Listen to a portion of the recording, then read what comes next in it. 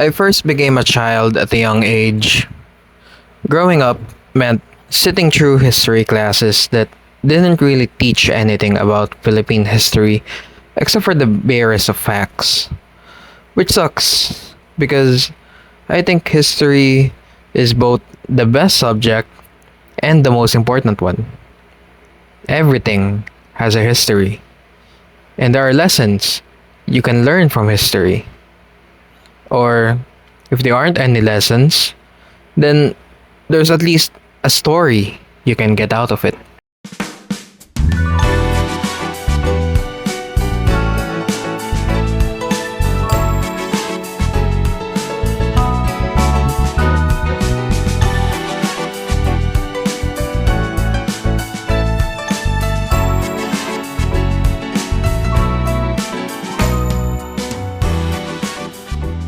So, there's one section of Philippine history that I'd like to talk about today.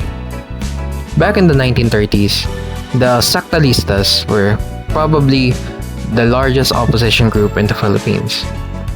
What began as a grassroots movement suddenly found itself as an existential threat to the status quo as they agitated for independence against the United States.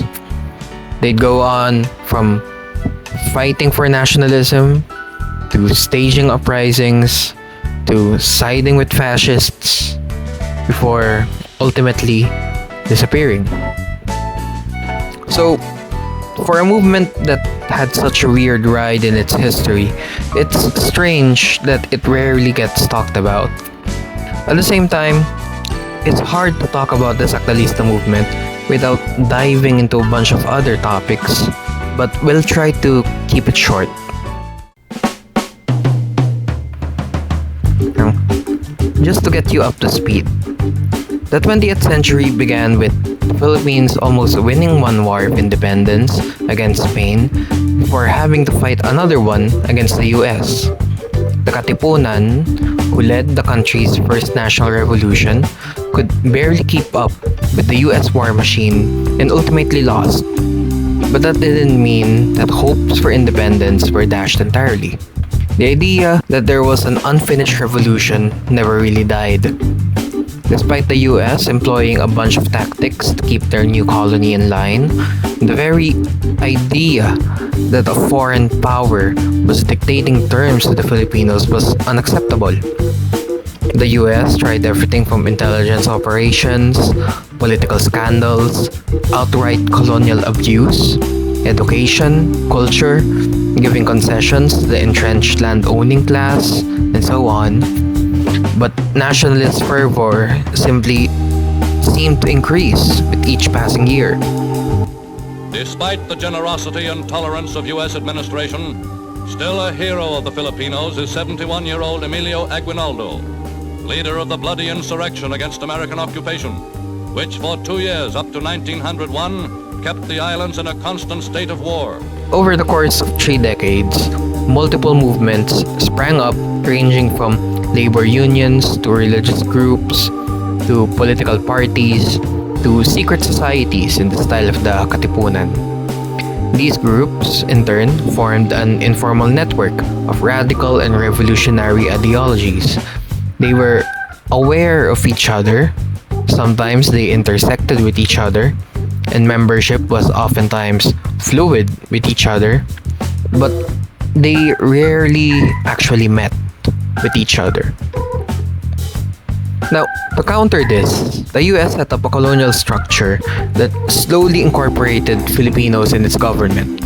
By giving local elites government positions, it effectively shifted the nationalist struggle to an above-the-board parliamentary process. Taking independence by force was an idea left to the poor peasants, not for civilized Filipinos who understand democracy. And no people in the world are more conscious of the fact that a prime requisite of good citizenship and good government is an intelligent and enlightened population.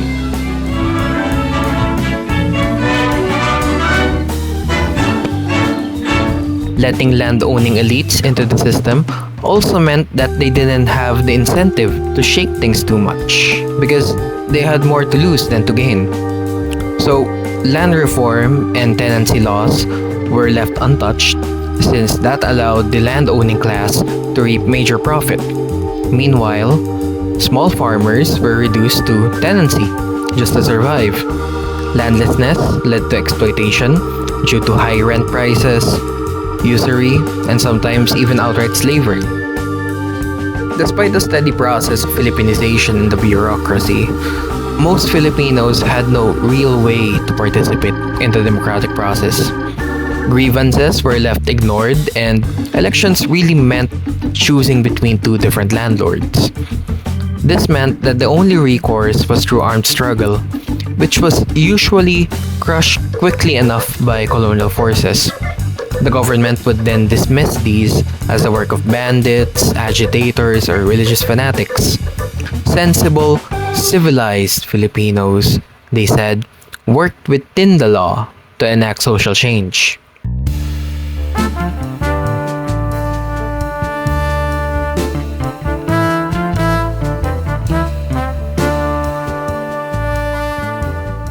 So, that was the general mood in 1930, when the Sakdal movement first began. It started when Benigno Ramos first published his newspaper, the Sakdal. The word Sakdal meant to accuse, and Ramos was accusing the politicians in the government of being American dogs who didn't care about the little man. He especially had it out for Manuel Quezon, who was Senate President at the time and head of the ruling Nacionalista Party. Sakdal was a hit. Ramos was no slouch as a writer and orator, and had a reputation for being incendiary with his words. His polemics in the Sakdal resonated with a lot of people, especially the poorer peasants around Manila, who felt that he was writing about their condition. It was especially a hit in radical circles, who passed it around and sometimes even held meetings to read and discuss articles. Ramos saw the opportunity and in 1933 formally convened the Sakdal Party as a political party. Their main call was an immediate, total, and genuine independence, which meant removing the US from all spheres of Filipino life.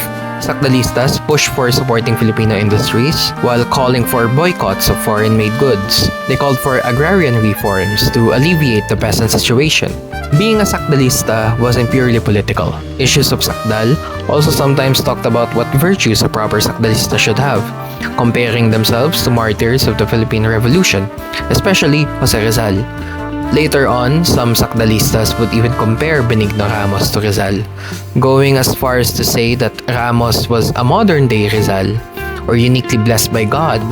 Sakdalistas equated service to God with service to the nation, and Christ-like sacrifice meant giving your life to the Filipino people, like what the martyrs of 1896 did.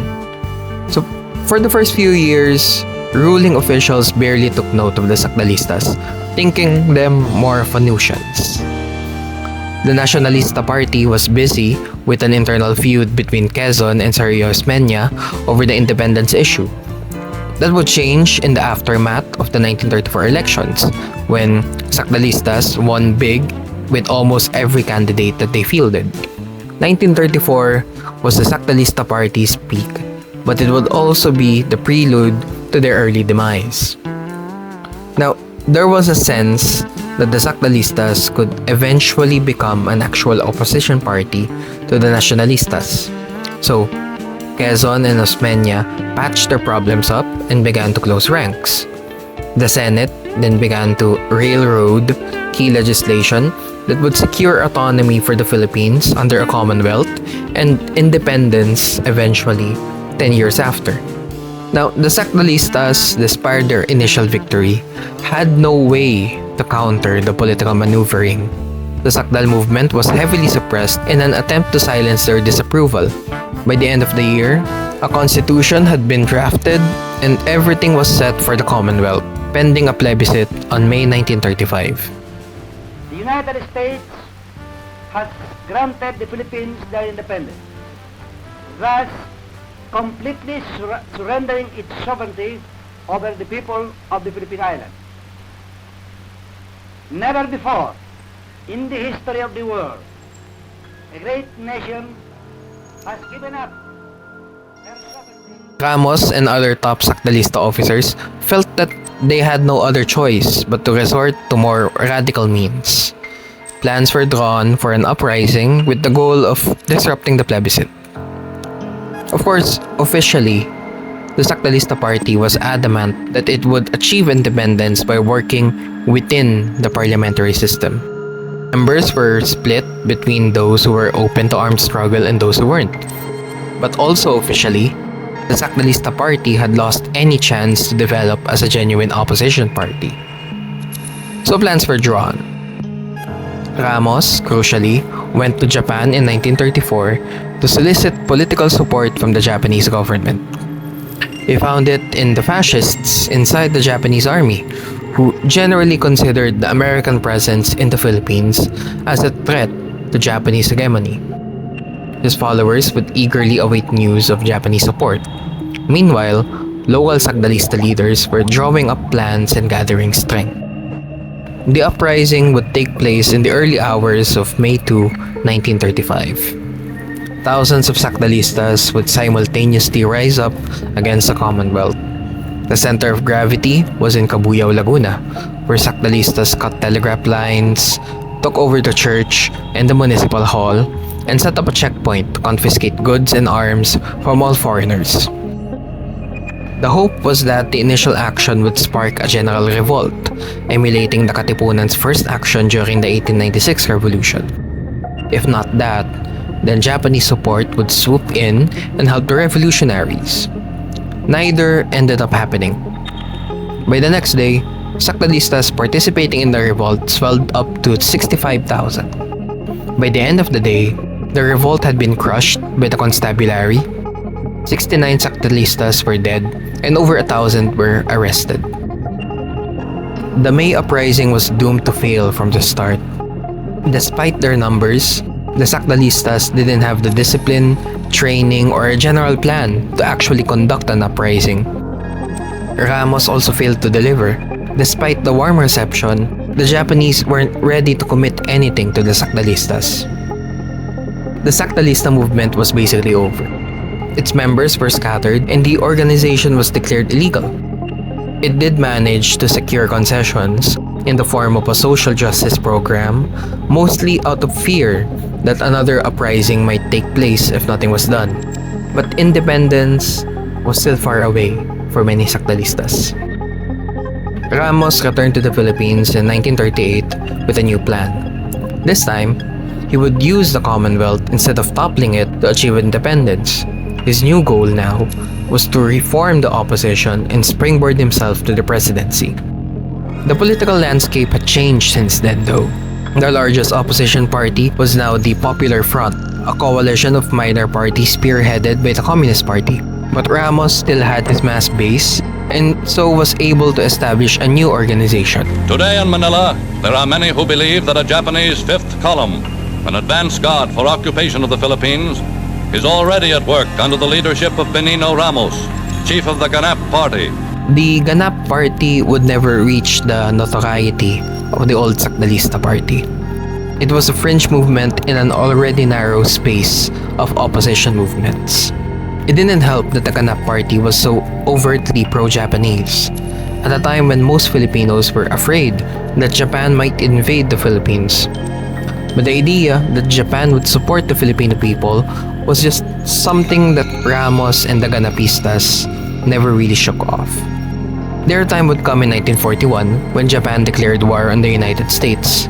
The Japanese Navy would stage a surprise attack on Pearl Harbor and hours later began landing on the Philippines. The time of reckoning had arrived. For the Ganapistas, it was the hour of liberation.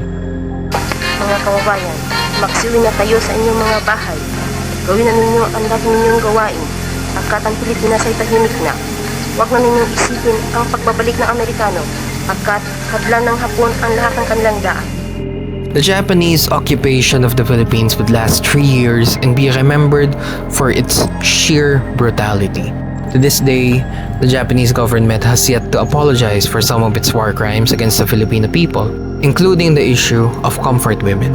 Japanese propaganda tried to paint Japan as a liberating force, but nobody was buying it. Nobody but the Ganapistas, of course.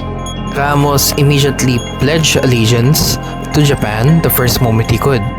The Ganap Party served as collaborators for Japanese forces, gathering information and aiding in anti-guerrilla campaigns. They also made the bulk of the local workforce, since most Filipinos refused to be pressed into service under the Japanese. To facilitate the establishment of a puppet government, the Japanese abolished all political parties, including the Ganap Party, to make way for the kapisanan sa paglilingkod sa bagong Pilipinas. Ramos would lead Calibapi's propaganda office, but would notably have no role in the new government. Instead, top government spots were given to old nationalista stalwarts who were less than enthused, to say the least, in supporting Japan. The combination of an uncooperative puppet government, guerrilla activity, and a US counterattack meant that Japan was beginning to lose by 1944. The Japanese army would approach Ramos and the Ganapistas again, this time to task them with creating a new paramilitary force. Ramos would establish the Makabayang Katipunan ng mga Pilipino and serve as its supreme commander, alongside figures such as Artemio Ricarte and other veterans of the Philippine-American War. The Makapili was a paramilitary force meant to support the Japanese army in clearing guerrilla zones. Makapili members would wear a bayong on their heads to mask their identity and point out any known sympathizers, or anybody that they had a grudge against. Today, the word Makapili is synonymous with traitor, and the image of a person with a bayong on their head is shorthand for selling out the country. The Makapili wouldn't be enough to turn the tides. Soon, Ramos found himself retreating with the Japanese army following the Battle of Manila. Eventually, Ramos and his family made their way to Baguio. Reports vary on what happened after that. Some say that he was set to evacuate to Japan when their plane was bombed. Others say that the Japanese executed Ramos since they didn't consider him important enough. In any case, Ramos was dead and his movement had died with him. What happened to the people who followed him? Most Makapili members were tried or jailed or killed for being collaborators. Being associated with the Sakdalistas or the Ganapistas usually meant that you were ostracized for being a traitor regardless of your actual activities during the war. Life went on for everybody else. In 1946, the United States formally granted independence to the Philippines. Informally, the US exerted control on the Philippines indirectly through military and economic treaties and by ensuring that key industries were still held by US corporations, an arrangement that continues to this day. Revolutionary and militant organizations continued to exist after the war. The communists would wage their own armed struggle but would fizzle out by the 50s. Labor unions and peasant organizations would continue to exist. Some Ganapistas who didn't join Makapili would find themselves joining these causes. In 1968, the Communist Party of the Philippines would re-establish itself and begin another protracted struggle in the countryside that continues to this day. Other Ganapistas would turn to religion, forming organizations like the Iglesia Sagrada ng Lahi and the Samahan ng Tatlong Persona. These religious movements would combine folk Catholicism and their nationalism, revering Jose Rizal, Artemio Ricarte, and Benigno Ramos as almost mystical heroes. These organizations, as well as other offshoots, started by their members, would come to be known as Rizalista cults, some of which still exist to this day. For a time, the Sakdalista movement managed to grab the momentum of Filipino nationalism, but it was something that they fumbled just as quickly. Despite that, and despite the post-Sakdal shift to fascism and eventual dissolution, you can still see traces of the old movement today. The idea of a struggle for a truly independent Philippines had evolved into a genuine anti-imperialist struggle. Religious cults bearing old Sakdalista principles still exist. And in the countryside, peasants are still motivated to fight back against social inequality, through arms if necessary.